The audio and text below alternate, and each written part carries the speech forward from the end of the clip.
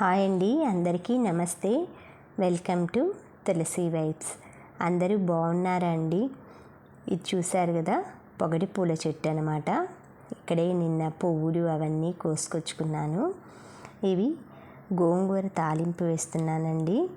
ఇది పండు మిర్చి గోంగూర అనమాట. వెల్లుల్లిపాయ, ఇంగువ అది వేసి కరివేపాకు పెడతామండి. ఈజీగా ఉంటుంది అనమాట. ఊరగాయ పచ్చడి కొంచెం తీసుకొని కావాల్సినప్పుడు, నాకు పండుమిర్చి అంటే ఇష్టము, అందుకే పెద్ద పెద్ద ముక్కలు అలా క్రంచీగా వదిలేసాను, 1-2.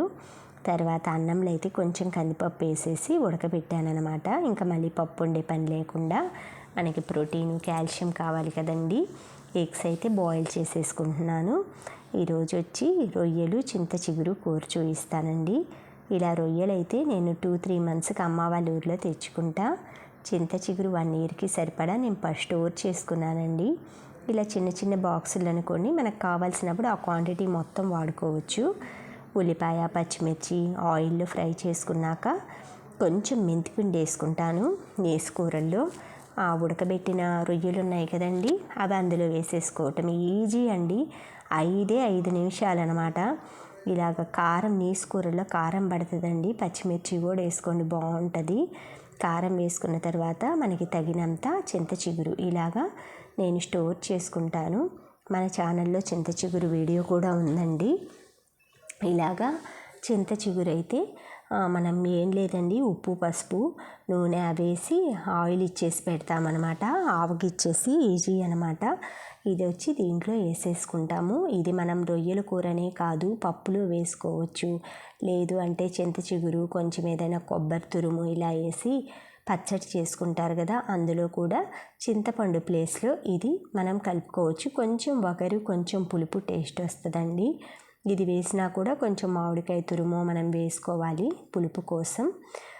ఇలాగా ఇగురు కూరల్లో అయితే కూరల్లో చాలా బాగుంటుందండి. చింత చిగురు మటను, చింత చిగురు రొయ్యలు, చింత చిగురు చికెను, ఈ విధంగా కొంచెం లైట్గా ఆ చింత చిగురులో ఉల్లిపాయల్లో ఉండే వాటర్ తోటే మగ్గిపోతాయి. నేనైతే కుండలో చూపిస్తున్నాను. అవి మగ్గేలోపు ఎగ్స్ని అయితే ఉడకబెట్టి ఇలా తొక్కు తీసుకున్నానండి.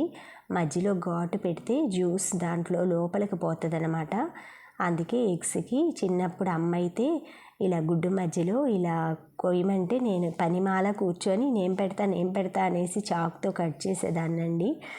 తర్వాత అయితే మధ్యాహ్నం పూట ఇలాంటి పనులు చేసుకుంటాను. ఆకుకూరలు విత్తనాలు చల్లటం ఇవన్నీ ఉదయం పూట హడావుడిగా ఉంటుంది కదండి. ఎక్కువ శనివారమే పెట్టుకుంటానండి ఇలాంటి పనులు. కానీ ఈరోజైతే ఇంక శుక్రవారం కొంచెం ఖాళీగానే ఉంది. శనివారం కొంచెం నాకు బయటికి వెళ్ళే పనులు అన్నీ ఉన్నాయండి.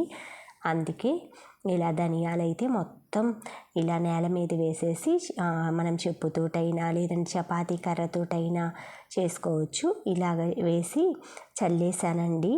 ఇవి మొత్తం చల్లి కూడా నేను చాలా రోజులైందిలేండి. కానీ మొలకలు వచ్చింది. మీకు మొత్తం ఒకసారి చూయిద్దామన్నట్లుగా చూపిస్తున్నాను. ఇలాగ మొత్తం రోల్ చేసేసుకొని నేల మీద చల్లుకోవాలి. చూసారు కదా, 2 ముక్కలు అవ్వాలన్నమాట ధనియాలు అనేది. ఇలా పల్చగా చల్లేసుకొని శుభ్రంగా పైన అయితే మట్టితోటి కప్పేసుకోవాలండి. ధనియాలు కనిపించకుండా మట్టితోటైతే శుభ్రంగా కప్పుకోవాలి. అప్పుడే ఆ ధనియాల అంటే మొలకలు అనేవి స్ట్రాంగ్గా నిలబడతాయి అన్నమాట. మనం మట్టి వేయకపోతే అవి మొలిచినట్లు వంగిపోతాయి అన్నమాట. ఇలాగా పొడి మట్టితో అయితే మొత్తం కవర్ చేసేస్తున్నాను. ఇలా మనం ఆకుకూరలు ఇంట్లో పండించుకుంటే కొంతలో కొంతైనా కూడా ఆరోగ్యాన్ని పొల్యూట్ కాకుండా, అంటే ఈ పెస్టిసైడ్స్ వాడే ఆకుకూరలు వీటి బారిన పడకుండా ఉంటామండి. పెరట్లో మనం పండించుకున్న కొంచెం ఆకుకూర అయినా కూడా ఎంతో సంతోషం, ఆరోగ్యం ఇస్తుందన్నమాట. వీలైనంత వరకు కరివేపాకు, మెంతులు, ధనియాలు, పుదీనా ఇలాంటివి మనమే పండించుకోగలిగితే పాలకూర, ఆకుకూరలన్నీ చాలా ఆనందం మనకి. ఆ మొక్కలు చూసారా, ధనియాల మొలకలు ఎత్తిని నేను మొన్న చల్లిని అనమాట. ఇవన్నీ మీకు ఇప్పుడు వీడియోలో చూపిస్తున్నాను అనమాట. అందుకే ఇన్ని రోజులు నేను అసలు అది పెట్టలేదన్నమాట. ఎలా ధనియాలు వస్తాయి అని చాలామంది అడుగుతున్నారు. ఇవైతే ముందు రోజే మనకి వెంకటేశ్వర స్వామికి ఉదయం పూజ కదండి. ఉదయం ముందు రోజే అన్నీ సిద్ధం చేసుకుంటే మనకి ఉదయాన్నే పని సులువు అవుతుందనేసి ఇలా తులసి మాల, విస్తరాకుకి మర్రాకులు, జువ్వాకులు ఇవన్నీ తెచ్చేసుకొని కట్టుకొని పిండి అయితే దోసపిండికి రుబ్బుకున్నానండి. దోసపిండికి రుబ్బుకున్న తర్వాత గ్రైండర్ కడగటం చాలామంది అంటే ఇసుక అనిపిస్తుంది అనమాట, బయట ఇచ్చేస్తుంటారు. ఒక్క 5 నిమిషాలు ఇలా గ్రైండర్ నిండా వాటర్ పట్టేసేసుకొని మనం స్పూన్ తోటి ఇలా చక్రాలు ఉంటాయి కదండి గ్రైండర్వి, అలా ప్రెస్ చేసేసుకొని ఆ వాటర్ మీరు పారపోయక్కర్లేదండి, మొక్కళ్ళైనా పోసేసుకోవచ్చు. ఇలా శుభ్రంగా కడిగేసేసుకొని ఫస్ట్ అయితే ఆ పైన రోళ్ళను అయితే క్లీన్ చేసేసుకోవాలి. ఇలా ట్యాప్ కింద పెడితే శుభ్రంగా పోతాయండి. ఆ తర్వాత ఇవి పక్కన పెట్టేసుకొని దాన్ని ఒక్కసారి అలా స్క్రబ్ తోటి లోపల ఏదైనా అంటుకున్నా పోతుందండి. ఈ విధంగా మొత్తం క్లీన్ చేసేసుకోవాలన్నమాట. ఆ సైడ్ ఉన్నది కదా పిండిది, ఊరకలా చేతితోటి స్క్రబ్బర్ పెట్టి చేసుకున్నా కూడా కొంచెం అలా స్పూన్ తోటి అనేసుకొని క్లీన్ అయిపోతుంది ఈజీగా. ఇలా మనం గ్రైండర్లో వేసుకుంటే పిండి ఒదుగు వస్తుందండి. ఆ తర్వాత ఇలా సాకిగాడైతే వెయిట్ చేస్తున్నాడు. నేను జిమ్కి ఎక్కడికి వచ్చినా వస్తాడు.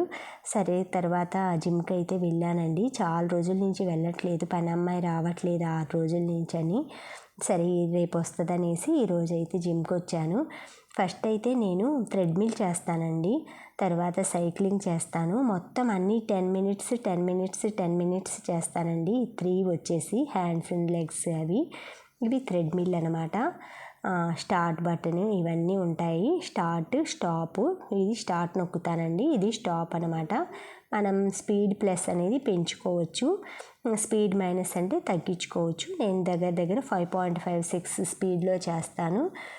ఆ తర్వాత మనం క్యాలరీస్ అవన్నీ ఇక్కడ 10 అని ఉంది కదా, అక్కడ క్యాలరీస్ పడుతుంది. టైం ఇక్కడ, డిస్టెన్స్ అక్కడ, స్పీడ్ అన్నీ చూపిస్తుందండి మనకి. ఇలాగా థ్రెడ్మిల్ మనం వర్షాకాలమైనా కూడా చక్కగా చేసుకోవచ్చు, బయట వాకింగ్ చేయలేని వాళ్ళు. స్కిప్పింగ్ అయితే డైలీ 150-200 చేస్తానండి. ఇలా ఫిజికల్ యాక్టివిటీ అయితే నేను దగ్గర 45 మినిట్స్ దాకా జిమ్లో చేస్తాను. బ్యాడ్మింటన్కి వెళ్ళినా కంటిన్యూస్గా మనకే ఇవ్వరు కదండి, ఒక 4-5 గేమ్స్ మనం ఆడితే మిగతా వాళ్ళు షేర్ చేసుకోవాలి కదా. అలా ఫిజికల్ యాక్టివిటీ అయితే నాది ఇలా డైలీ కొనసాగుతుంది. Thank you friends, thank you for watching, thank you for valuable time. Have a safe day, bye.